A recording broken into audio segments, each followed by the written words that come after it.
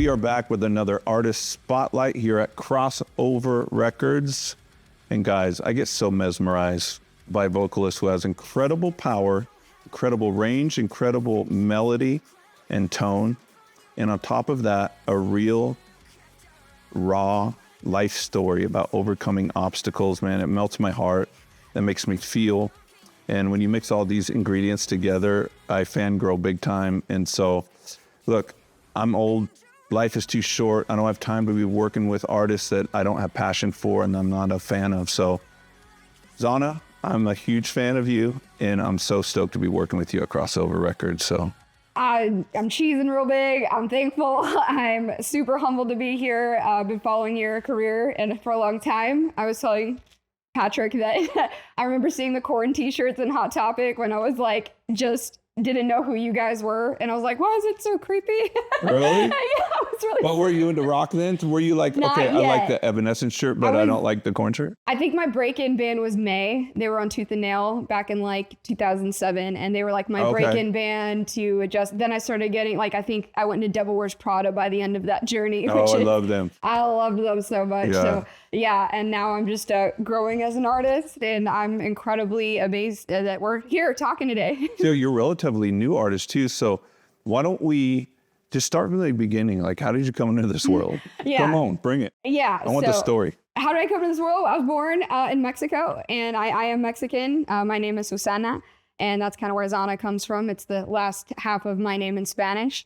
But I came here as my dad got employment in the U.S. And so I mostly grew up in the States and knew that actually I hated music. I hated seeing my sisters go to piano lessons when I was younger. And I thought it was super boring looking. Really? All the At sheet what music, I was like maybe 6 or 7. I was like, that's so boring. I don't want to read black and white. What did you want to do? What did you want I was in the theater. So it's funny because I actually started in musical theater first. So you're in the arts. Yeah. And just was really delved into that world. But that came with singing, you know, and then I remember having this little radio my mom got me in a garage sale, and that thing never stopped playing. And every day I'd get off the bus and listen to my radio and all the top hits. And I remember hearing Evanescence Bring Me to Life for the first time, and just my mind was blown. Was there anything else that you like Christina Aguilera? Were you like versatile, like a lot of genres? I felt like I really gravitated to like the 4/4 rock beats, like something about that rhythm got me. So yeah, so like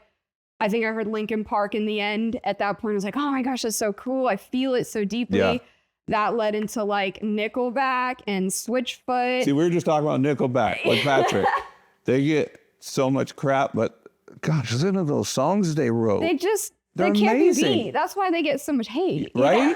Those songwriting freaking geniuses. Legends. Yep, and legends. So, yeah, I think that it just kept going after that. And so then I started getting into emo music because my older sister was dating a guy who was like into Thursday and Thrice and Seosin. And how old were you at that point? I was like in middle school, starting to get, so that's why I was starting to venture into Hot Topic, because I wanted to find, you know, those tooth and nail emo bands that I love. Perfect age for emo. Yeah. But when did you start singing though? So it's weird because my sisters were on the music lessons and I was like scoffing at them. I was like, that's so boring, you know? But I would hear music in my head all the time. And I remember the first time it happened, I think I was like in 2nd grade or 3rd grade. And I was like, I had never heard music, just, I guess you're developing, but I heard music in my head all the time. So I wrote songs as a kid. Really? And they would never leave my brain. They would never leave me alone. So that frustrated me. And I was like, I want to hear the music I'm hearing in my head back at me. And so that kind of put me on a journey of like, I want to learn guitar. Like so my dad taught me guitar. He's a classical guitar. Before vocals? I sang in musical theater. Okay. Yeah, but I was so scared to like sing. I was just hit notes and be good and perfect. You know, there's like those singers, they want to be singers, and I just picture like a young girl, at a drama class or something, and they're a little insecure, and they're not belting, and they're just they're hitting all the notes, but it's so quiet. Was that like you a little bit? I think that I did have a stronger voice, which is like why I kept landing roles, because like really, like by the end of like my school was really into putting on big productions, so like I was one of the first youngest kids to get a lead role that had singing in it. So you had pipes. They knew you had pipes. I guess I think I had expression is what we're trying to find in the word, right? Because singing is actually expression. And when you make it robotic, it's like you lose all that. So that's when you get piano singing instead of a human talking about feelings. Like opening the soul and just going. Yeah. And of course, it took me a long time to develop that to, where it is today. Yeah, but totally. That's kind of just the world that I first got my foot into. And I remember wanting to be a Broadway actress when I was in middle school. That's awesome. Then as I got more into rock bands, I started going to like Warped Tour and just being in the community of music and loving it so much. And like, here I am sitting with you. It's really wild. I'm stoked to be sitting with you. You have a tremendous gift. And, but okay, I can't move on until we figure out at what age were you like, okay, I know you sang early on and they saw that you had pipes, but when were you like, oh, okay, I have a gift and like I can sing great. I mean, I know it sounds weird, like I'm a great singer. I've struggled with self-confidence my entire life. So I think that it was never really about like, oh, let me show off my gift. It was like, I have to do this because I need this music to get out of me. But I think I started more being noticed for songwriting skills. And then as I got into the business, I started working with really awesome professionals who developed me, opened up my voice more. Producers, and man. then honestly, I had a lot of singing teachers, but producers really changed the game for me in terms of singing with a voice that can compete, in an industry.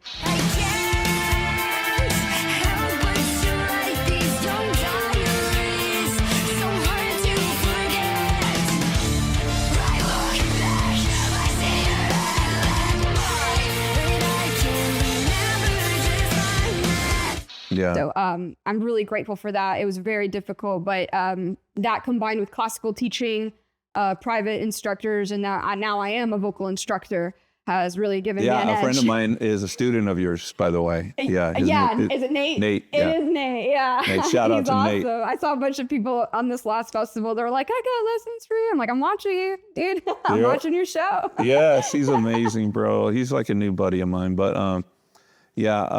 I know that you have a lot to say too, because those who go through things have deep wells, and they have just what they say has power because of what they walk through. So I don't know how much you want to share what you walked through, and I don't know when it started, like your health struggles and stuff. It started in teenage years. Like, just share what you feel comfortable with. Yeah. So I'm assuming you're talking about my genetic disease that I found out, unfortunately, like already when the time it was really progressed, and I had no idea. So I have a medullary kidney disease, which is a genetic disease, oddly, that none of my family has, but I'm the one that started the mutation, I guess. Wow. Yeah, so that was wild, but also a really good thing, because when it came time to look for a kidney donor, my mom actually was able to test, and she ended up being my donor in 2019. Really? Yeah, my mom saved my life, yeah. So I have a big tattoo of her right here of a rose. Got one of your mom's kidneys? Yeah.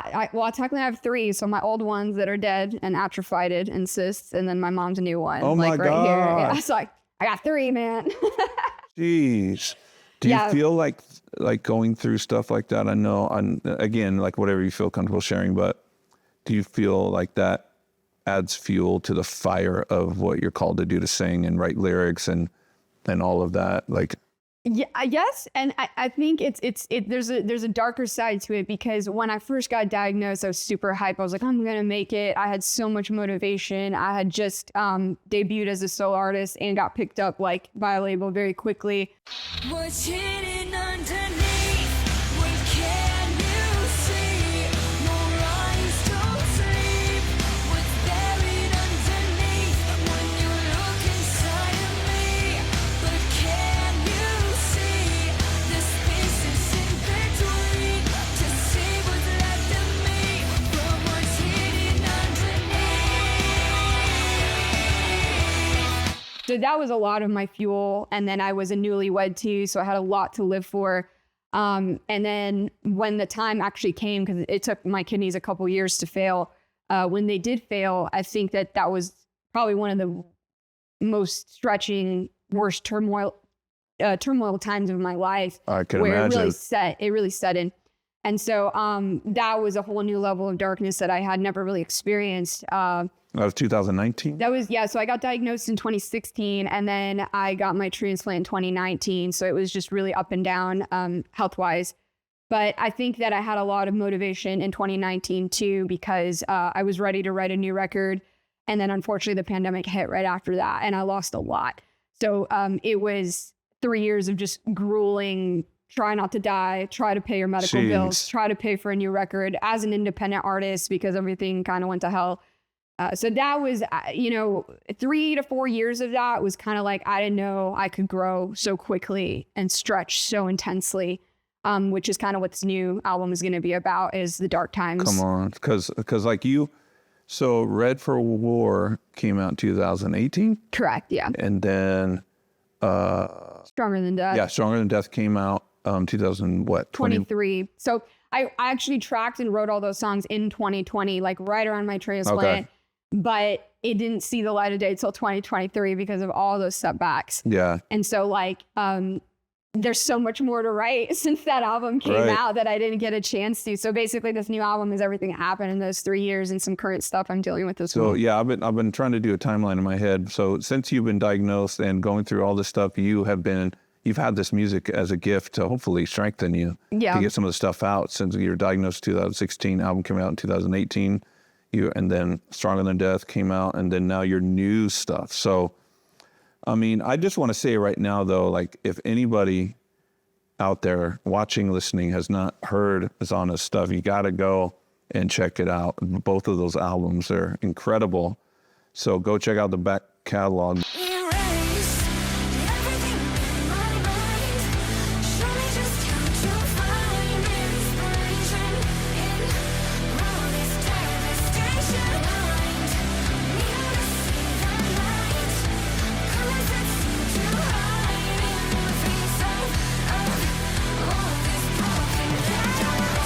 Where you're at musically, spiritually, emotionally, mentally right now for your new music, like what does that look like? I'd say that this new album material is pretty dark, no lie. And I've tried to keep like a lot of hope in the last record for Stronger Than Death. Yeah. But I think that for me personally, like it's a lie to say that like, you haven't been through your worst stuff, which is where I think a lot of the rage comes from, because like, how long is it going to be for life trials and just trying to overcome?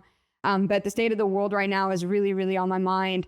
And I really feel like this album is going to open up some discussion and hopefully just be reflective of where the world is at right now and the state of things and how this goes into the future in terms of like the grand scheme of things.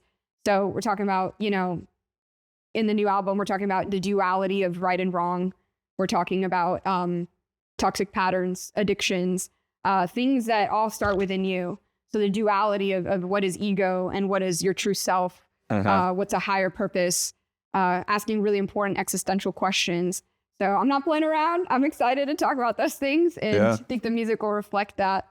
Yeah, like my singer in Korn, Jonathan, we always say that Korn was more than music. It's like therapy, And I think talking about these subjects and a lot of hard music, heavy music talks about these things because it's good to talk about. I mean, we got to deal with this stuff. It's no joke what we have to live through, and we are, blessed to be living here in America and everything, but all of us around the whole world are going through these mental just difficulties. And I don't care if you're rich, poor, white, black, Mexican, Asian, like it doesn't matter. Like we all have to struggle with these things in our mind. And music is so amazing. It's such medicine, And even when you're talking about difficult things, it could uplift people. Yeah, that's what I'm finding. Definitely. Right. I'm finding out that that it's unfortunate, like,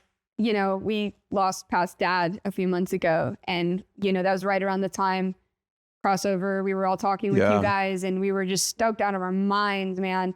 And his dad, Alan Madsen, was a mentor for us. So one of the last conversations we had with him was to tell him that, hey, we're going to be working with crossover now.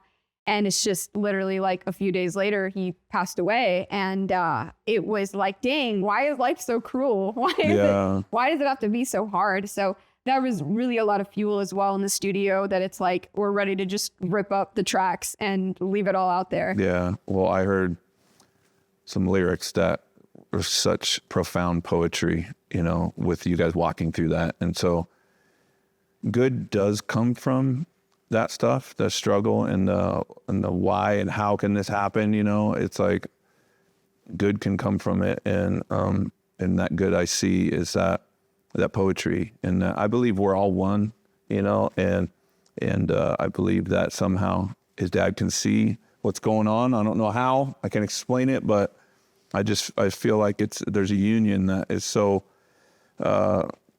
just mysterious but so real. And so yeah, I think he's along with you guys through it. And that was crazy how that happened, you know, at the timing and everything. And for those who might not know, Nezdum is Zahna's husband, and he's Patrick is his name, but he has a band called Nezdum that we're going to work with too. But yeah, so I just can't wait for people to hear this new record. And you probably don't have a title for the record. Not yet. I'm really trying to weigh the options, because again, like it's lyrical matter that may be construed as like really dark, you know, and you know, we've always tried to put inspiring messages and stuff in our music, because I do believe music has a big power to change atmospheres and within yourself too, like bring you back to equilibrium. I'm sure that music has pulled many people out of dark places, but it's like, yeah, you're right. You have to kind of just write music for where people are at, and you can't write out of an empty well. So unfortunately, you have to keep opening up the old wounds. You have to keep talking about them and singing them every night. You're just happy that it did something for someone out there. Yeah. You know? Yeah. Like your music may not be everyone's cup of tea, but you know, you'll find someone who needed it. And that's like why we do it. Yeah. Well, by now, I'm sure people have heard Pile of Pills, which is crushing. And that when I heard that song, I was just like, okay. She can do, I thought you could do one thing, and then you did that, and I was like, okay, she's kicking me in the face with that song. So sometimes I wonder why I try to stay does not get at my door, I'm running out of time. Borrow joy, you and borrow joy. Tell me I became so sad, my life's on the wall. This ain't my conviction, my purpose to survive. Yeah, Pile of Pills was at the height of this insanity in 2021, and 2021 was like, me and Pat agree, like the worst year for like me and him ever. But Pile of Pills is just really about that cycle of like surviving, that, you know, I need this medicine to live and it's killing me at the same time, and the world is aflame right now, and no one knows what's going to happen. And the music industry is down, and everything that we worked for years is now just crumbling. And what are we going to do?